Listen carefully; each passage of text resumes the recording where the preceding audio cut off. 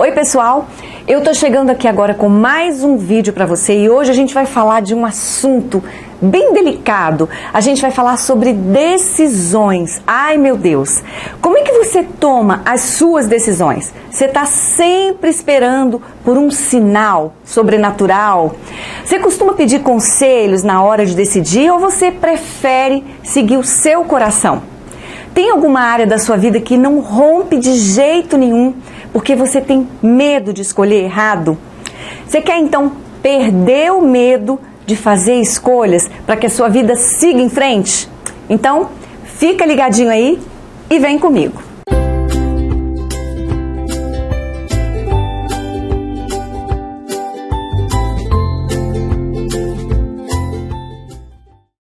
A gente sabe que tomar decisões não é uma tarefa fácil, não é? Principalmente quando essas decisões, essas escolhas, elas podem mudar completamente o rumo da nossa história. Por isso, algumas decisões elas vão exigir de mim e de você uma parada estratégica para a gente poder avaliar com muita cautela, com muito cuidado, as consequências de cada um dos caminhos que está ali na nossa frente. O que você leva em consideração na hora de tomar uma decisão? Você quer uma dica?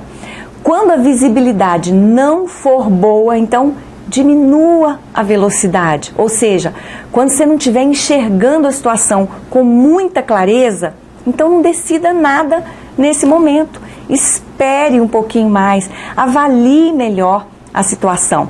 Então, antes de tomar qualquer decisão, principalmente aquelas mais importantes, a gente precisa fazer uma parada estratégica, como eu falei. E essa parada, ela é muito importante sim, mas tem um detalhe. Ela não pode durar para sempre. Eu não posso ficar ali eternamente pensando sobre qual seria a melhor escolha para eu fazer, qual seria o melhor caminho para eu tomar. Até porque quando eu deixo de escolher, eu já estou fazendo uma escolha. Então, se eu quero ser a protagonista da minha história, eu preciso então me posicionar. Eu preciso tomar decisões. Porque a gente, gostando ou não, isso faz parte da vida adulta. Lá na primeira carta de Paulo aos Coríntios, ele disse assim: quando eu era menino, eu falava como menino, eu agia como menino, eu pensava como menino, mas depois que eu cresci, eu deixei para trás as coisas de menino. Esse texto está em 1 Coríntios 13, 11. Ou seja, quando eu era criança, em que eu pensava? Eu pensava só em brincar, em me divertir. Eu só comia, dormia, brincava. Eu não precisava me preocupar se o dinheiro ia dar para pagar as contas, se o dinheiro ia dar para pagar a comida. Enfim, eu não tinha que decidir nada, porque quem fazia isso, quem decidia tudo por mim, eram os meus pais. A minha mãe, ela escolhia a minha roupa, o que eu podia, o que eu não podia comer, a escola em que eu ia estudar. Ou seja, todas as decisões eram tomadas pelos meus pais. Que fase boa, né? Era só comer, brincar, dormir, como eu falei.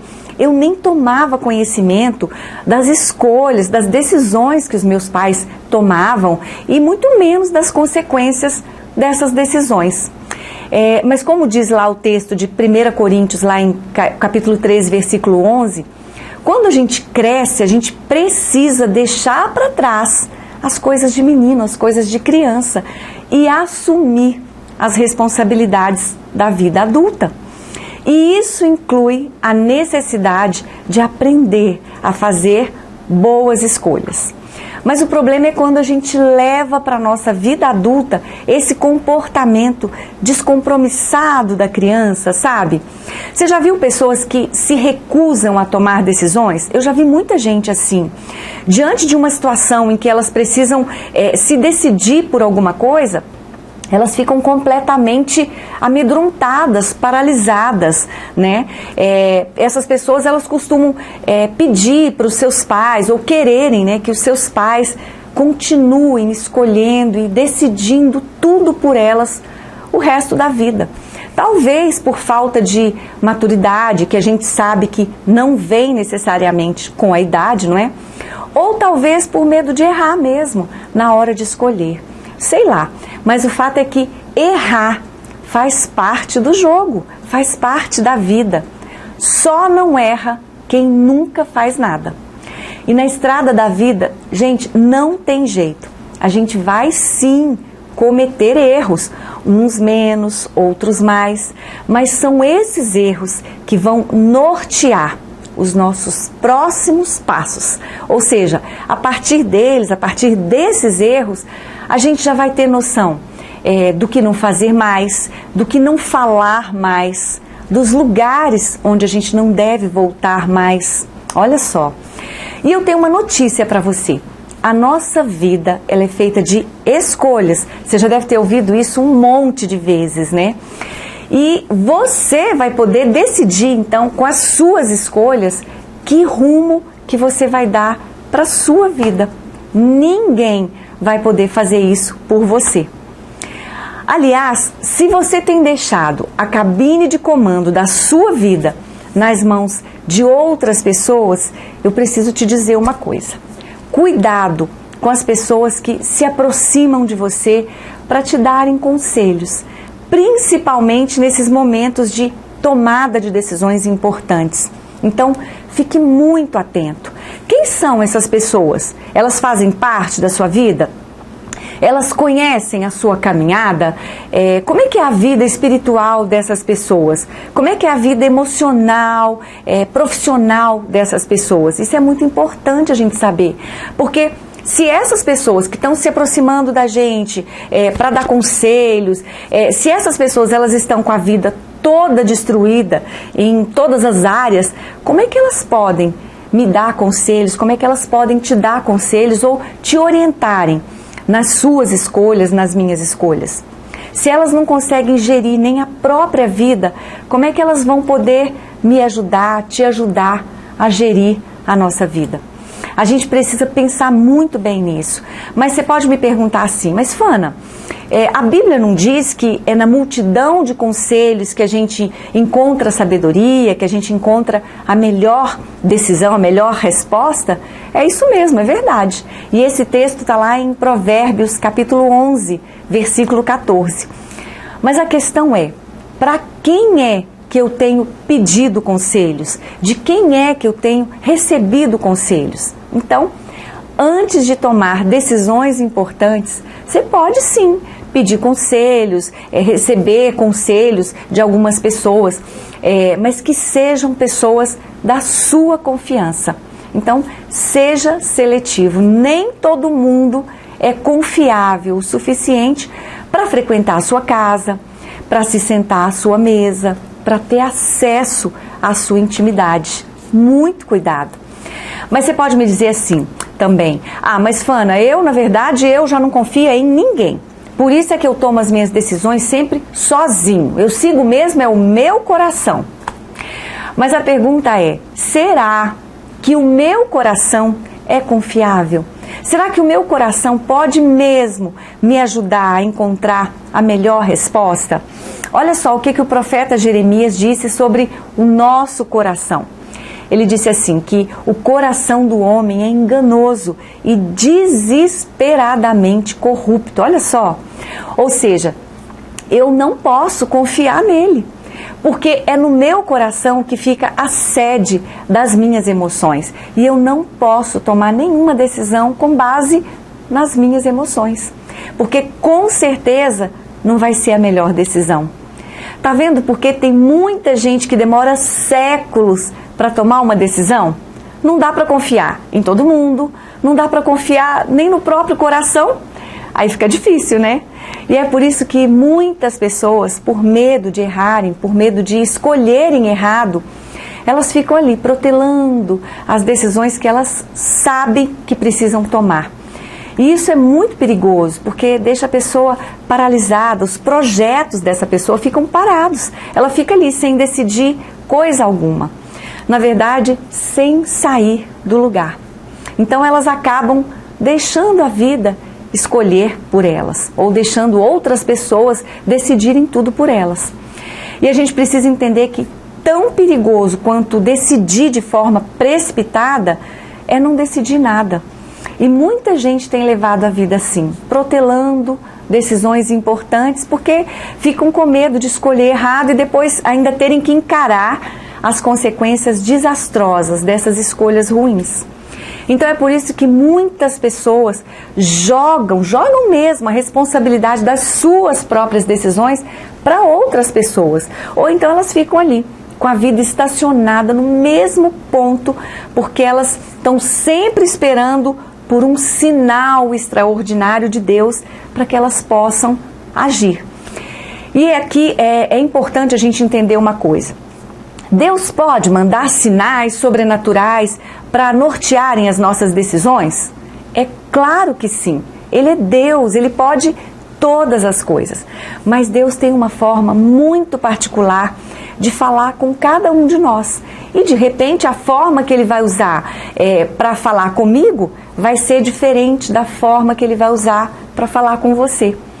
Algumas pessoas só vão entender o que Deus está dizendo quando Ele falar por meio de uma revelação grandiosa, sobrenatural, ou por meio de um sonho, ou por meio de um profeta.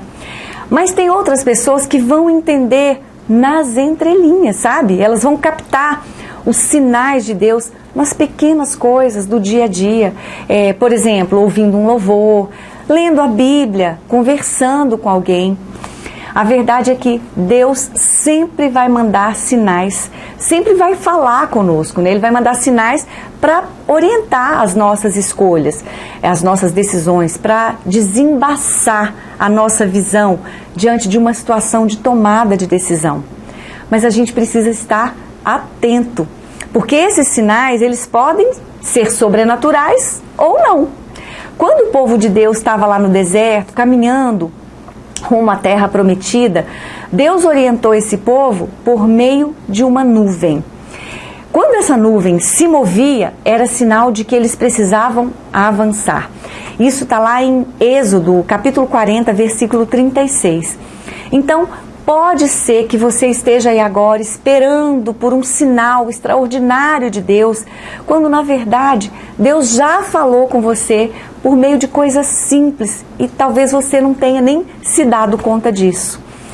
Na verdade, Deus nunca para de falar com a gente é que para de ouvir. E não tem jeito. Para fazer boas escolhas, a gente precisa estar sintonizado com a rádio do céu. E essa sintonia, ela precisa ser perfeita, sem qualquer interferência, para que a gente consiga entender com clareza o que Deus está falando com a gente. Então, quando se fala em sinais de Deus, eu preciso parar para ver como é que está a minha sintonia, o meu relacionamento com Deus. E o problema é quando a gente não está muito sintonizado com o trono da graça, sabe? Sabe quando a conexão com Deus está cheia de interferência? Pois é. Você já tentou ouvir uma rádio que não está bem sintonizada? É horrível, não é? É uma chiadeira doida, é tanto barulho que a transmissão fica completamente comprometida. E aí eu não consigo captar o que é principal, porque o barulho não me deixa ouvir o que é principal. Então, muitas vezes Deus manda vários sinais, Ele manda um pombo-correio, manda sinal de fumaça, mas a gente é que está tão envolvido com o barulho desse mundo, ou está tão distraído com as circunstâncias ali da vida, da nossa caminhada, que a gente não se dá conta de que a resposta, ou de que a solução que a gente estava buscando, ela estava bem ali, ela está bem ali, na nossa frente, e a gente não percebeu. Então uma coisa é certa, se a gente estiver ligado à videira, que é Jesus Cristo, como está lá no texto do Evangelho de João, capítulo 15, versículo 5, ainda que os sinais, se a gente não estiver ligado à videira, ainda que os sinais não sejam sobrenaturais ou extraordinários, a gente vai conseguir perceber e decifrar cada um deles, porque nada, nenhum barulho externo ou interno vai poder interferir na minha conexão com o céu. Interessante, né? Mas o que vai me manter conectado com esse ambiente do céu, Fana? É a palavra de Deus. A Bíblia, a Bíblia é o nosso manual de instruções. Gente, aqui eu quero fazer uma paradinha. Quanto mais rabiscada a nossa Bíblia tiver, melhor. A minha está toda rabiscada, cheia de interrogação, cheia de comentário, porque isso é sinal de que a gente está manuseando a palavra de Deus. A gente está buscando, a gente está lendo, a gente está olhando para esse manual, para ele nortear, porque é ele que vai nortear as minhas decisões e me mostrar o caminho certo, a melhor decisão, a melhor escolha. E é por isso que o salmista diz que a palavra de Deus, ela é lâmpada para os meus pés e luz para o meu caminho. Está lá em Salmos 119, 105. A palavra de Deus, ela traz clareza, ela traz discernimento. Ela então desembaça a nossa visão, sabe? Então nunca tome uma decisão no escuro, porque quando alguém anda na escuridão, a chance dela tropeçar é muito grande. Se tem luz, a gente enxerga onde é que a gente está pisando. E na vida espiritual o princípio é o mesmo. Eu não sei como é que está a sua vida aí agora, eu não sei se você está vivendo um momento de tomada de decisão.